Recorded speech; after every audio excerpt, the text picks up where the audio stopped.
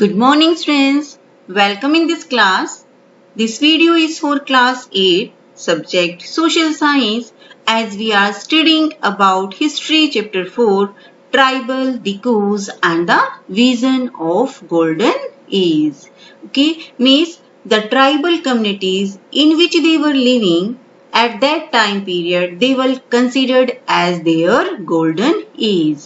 And decus as I told you in our previous lecture that decus were the outsider and especially Britishers. So when the Britishers came in India, so this golden age, the good time of the tribal communities got destroyed. So about all these things we will study about in our chapter. It is the third lecture of this chapter, and in today's lecture the topics which are to be discussed are like these. First one, the search for work. Second, the problem with trade. Third, the Munda revolt. And in last, conclusion of the chapter. But before start to today's discussion, first we will recapitulate our previous topic in brief. Yes, students, in our previous lectures we have studied about the tribal people and the decus. Means tribal people are the people those who live in forest and dependent on the forest for their survival. And decus word is used for the outsider like moneylenders, landlords, and especially for the Britishers. And in the second topics we have discussed about the lifestyle of the tribal communities. How did tribal groups live before the arrival of the Britishers, in which we have discussed the different activities like some tribal people were involved in that shifting cultivation and some did hunting and gathering, okay, and some practiced settled cultivation. Understood? These were the lifestyle of the tribal people before the arrival of the Britisher in India. But when Britisher came in India, so how did this British rule affect the tribal lives? We have already discussed about this topic that after the arrival of the Britishers, the lifestyle of the tribal communities changed a lot. Okay. The British government made many new rules, regulations, policies, imposed taxes, and these policies, these rules took away the freedom of the tribal communities. Means before arrival the Britishers in India, tribal communities lived a happy and independent life. So when the British made many new rules and regulations, so these tribal communities had to follow these rules and regulation, and in this way that they lost their freedom. Okay, so we have discussed about this. Now we will discuss about some rules and regulation, means the forest laws which were made by the British government, and how did this forest laws that changed the life of the tribal communities. Okay, so our topic that forest laws and their impacts. Okay, which type of forest laws were made by the British government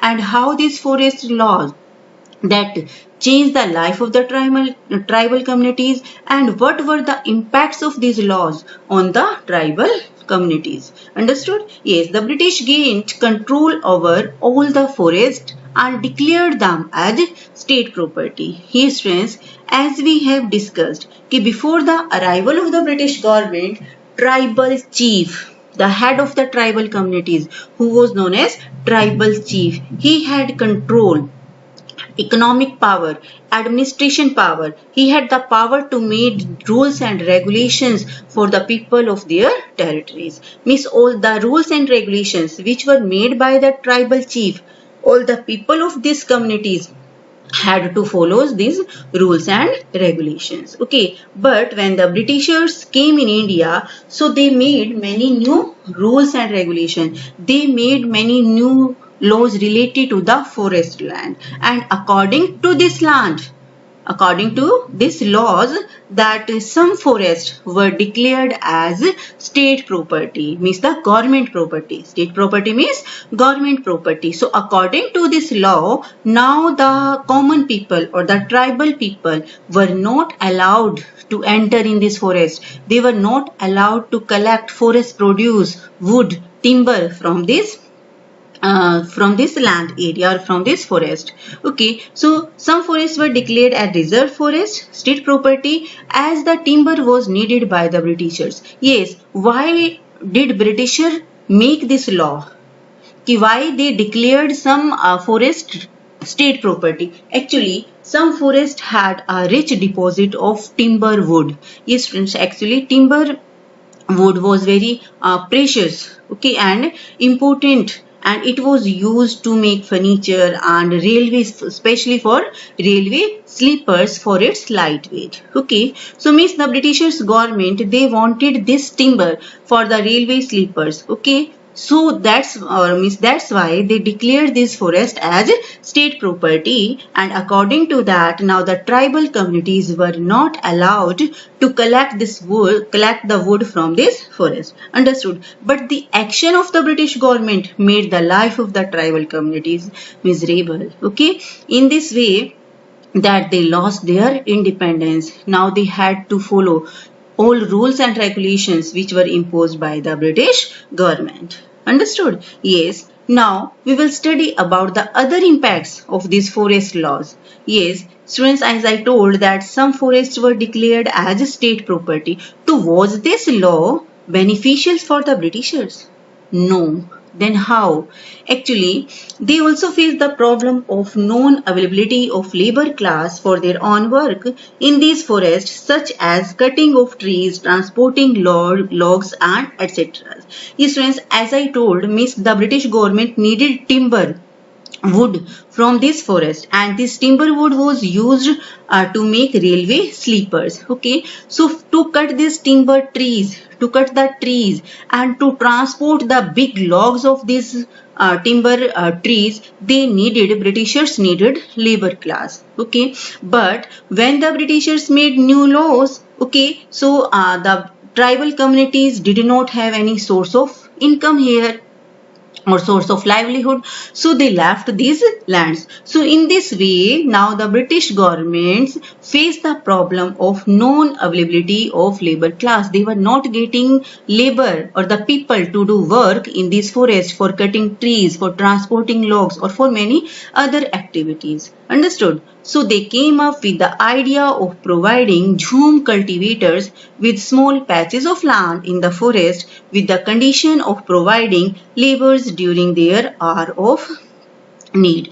So to solve this problem, okay, the British government decided to give the ownership of some small patches of land to these jhum cultivators. Means they were made the owner of the land. Okay, so in this way, but with which condition? With the condition of providing laborers during their hour of need. Means they made, you can say, a adjustment.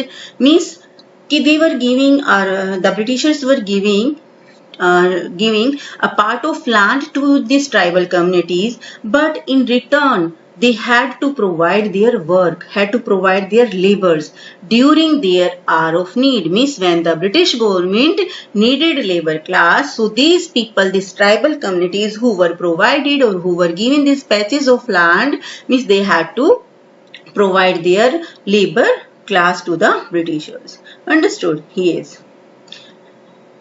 But many tribal communities were not satisfied with this law. Okay, many tribal communities were forced to leave this forest land. Okay, in this way, they started to shift on any other part, and many people that they started to search work in industries, in coal mines, and in other that source of income like in factories or other. So many tribal groups reacted against colonial forest law. They disobeyed the new rules, continued with practices that were declared illegal, and at times rose in open rebellion. So such was the revolt of that Songram Sangma in 1906 in Assam and the forest satyagraha of the 1930s. So as I told that many tribal communities were disagree. So they started to react against these colonial rules or forest laws which were made by the government. So they disobeyed these new rules, continued with practices and that they were declared illegal, and they started revolutions, rebellion in many parts of the country. And the first revolt was started in Assam in 1906 at the place of Songram Sangma against this forest law. And second, that in 1930 that was known as Satyagraha. Understood about it? Yes. Now we will study about different that rules or revolt by the revolt which was started by the tribal communities. During the 19th centuries, tribal groups found that traders and moneylenders were coming into forest more often, wanting to buy forest produce, offering cash loans and asking them to work for wages. Yes, friends. Not only this type of problem was there, many other problems were also there. Like first problem we have discussed about the forest law.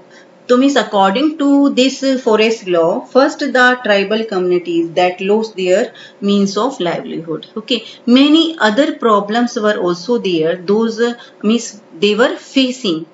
And now we will discuss about these other problems. What were these other problems? The next problem was there like problems with trade. Actually during the 19th centuries, many moneylenders, many traders start dealing with the forest men or with these tribal communities by buying forest produce and sometimes by providing them with loans.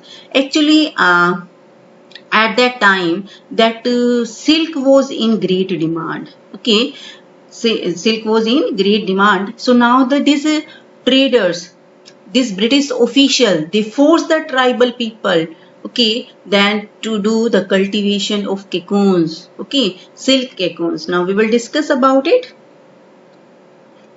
In the 18th centuries, Indian silk was in demand in European market. As the market expanded, East India Company official tried to increase silk production to meet the growing demands. And in which just I told you that Indian silk was in great demand, and as the demand was increasing, as the market expanded, so East India Company or the British officials, they tried to increase these tribal communities to increase the silk production or to meet this growing demand. So in which that for that Hazaribagh, a place in Jharkhand, Hazaribagh place in Jharkhand was an area where the Santhal reared cocoons.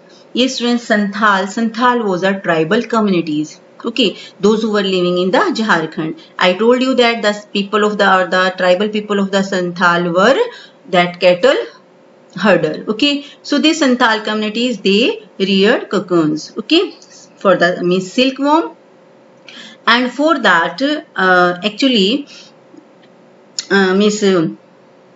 so the agent of the British government, they used to pay them 3 or 5 for 1,000 cocoons, which were sold for 5 times the price at Gaya and Burdwan. Okay, now we will read about it. Means the agent of the Britishers, they gave loans to the tribal people and collected these cocoons. Means they forced these tribal communities to that rear these cocoons, and they bought these cocoons at very low price. Like means they just pay 3 or 4 rupees for thousands of cocoons, and they sold this cocoon again in the market 5 times more. So in this way they were gaining more and more profit, and these were then exported to then where they exported to the Burdwan and Gaya, where they were sold at 5 times more the price. So understood? So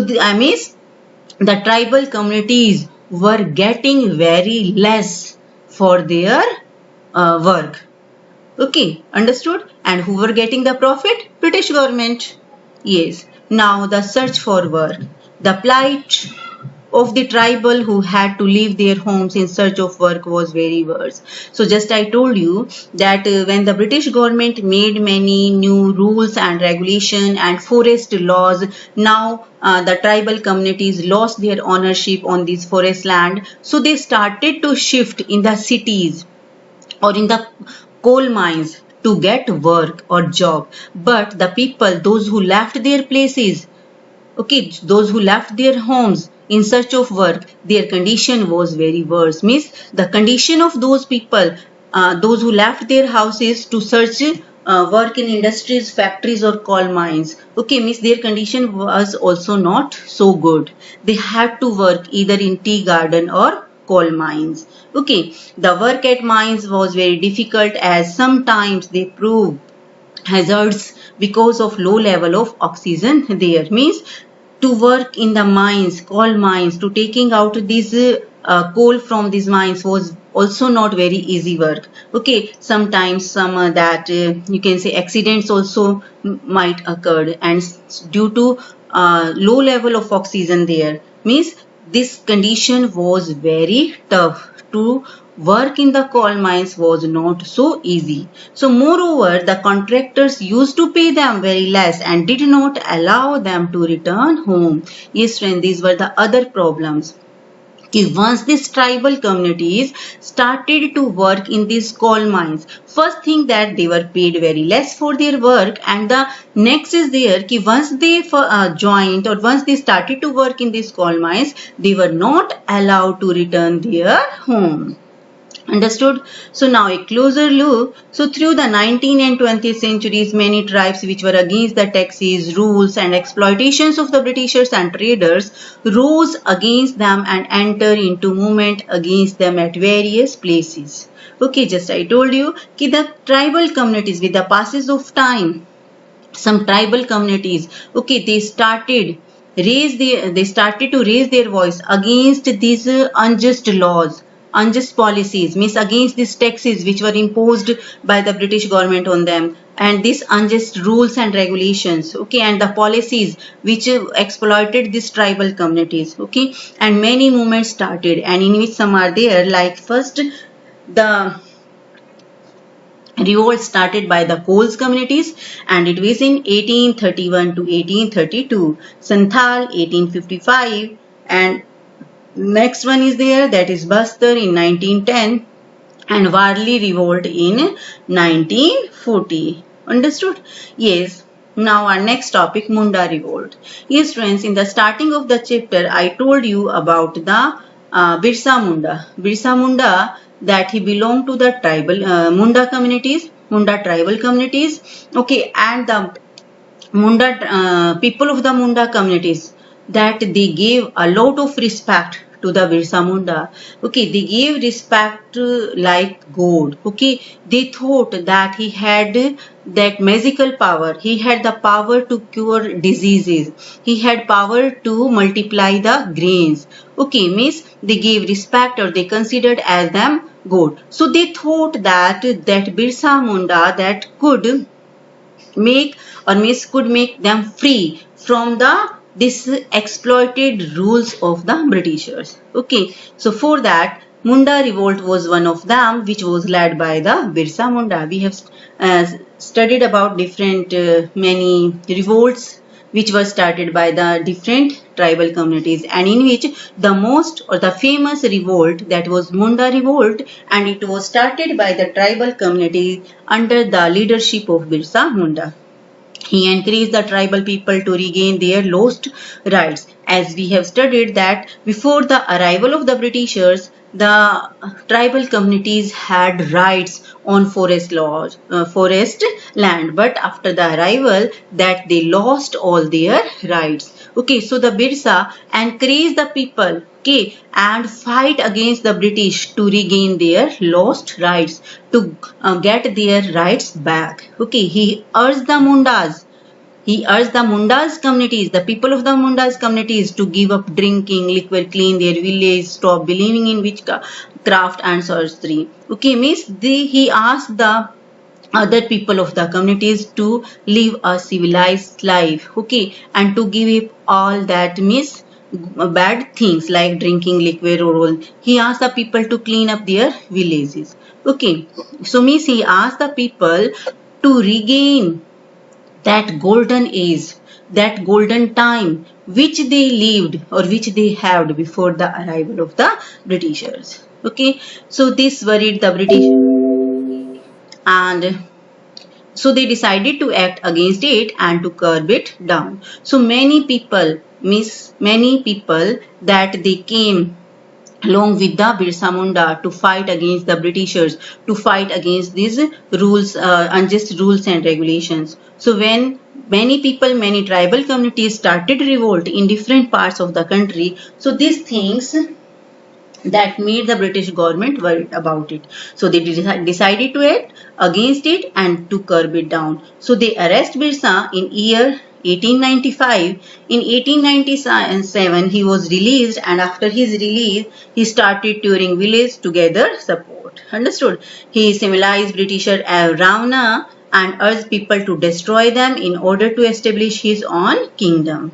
The follower of Birsa targeted many churches and police stations and destroyed them as they belonged to the cause. So they also raised a white flag as the symbol of Birsa Raj, and all these activities is known as that Munda movement, Birsa Munda movement. Understood? Yes. Now in this way our chapter is completed. Now I will assign you homework. Here I have given first fill-ups, in which first is there the British describe the tribal people as what? What term is used for the tribal communities? Okay. The method of sowing seeds in Jhum cultivation is known as dash. The tribal chief got dash titles in the central India under the British land settlements, and tribal went to work in the dash of Assam and dash in Bihar. Understood? Now the second question, some statements are given and in which you have to tell which are true, which are false. Yes, Jhum cultivators plow the land and sow the seeds. Okay, cocoons were bought from the Santhal and sold by the traders 5 times the purchase price. Birsa urged his followers to purify themselves, give up drinking liquor and stop believing in witchcraft and sorcery. The British wanted to prevent the tribal way of life. Yes friends, next question. What accounts for the angers of the tribal against the Tikus? Next, question number 4. What was the Birsa's vision of golden age? Why do you think such a vision appealed to the people of the region? Now, we will discuss the homework solution of our lecture 2, in which some question answer were given and in which first is there, what problem did shifting cultivators face under British rule? Yes, the British government tried settling the Jhum or shifting cultivators. However, settled plough cultivation did not prove to be helpful to the Jhum cultivator, so they often suffered because their field did not produce good production. How did the power of the tribal chief change under colonial rule? Yes, under British rule, the function and the power of the tribal chiefs changed considerably. They were allowed to keep their land title over a cluster of villages and rent out land, but they lost much of their administrative power and were forced to follow laws made by the British official in India. Why did the British want tribal groups to settle down and become peasants cultivators? The British wanted tribal groups to settle down and become peasants cultivators because as settled peasants, they were easier to control and administer. The British also wanted a regular revenue source for the state. What problems did the British face after they brought changes in forest laws? So when the British brought changes in forest laws, their life was badly affected. The British extended their control over all forests and declared that forests were state property. So some forests were classified as reserved forest for they produced timber which the Britishers wanted. So friends, in this way our today's lecture is completed. Tomorrow we will meet again with our next lecture. Thank you.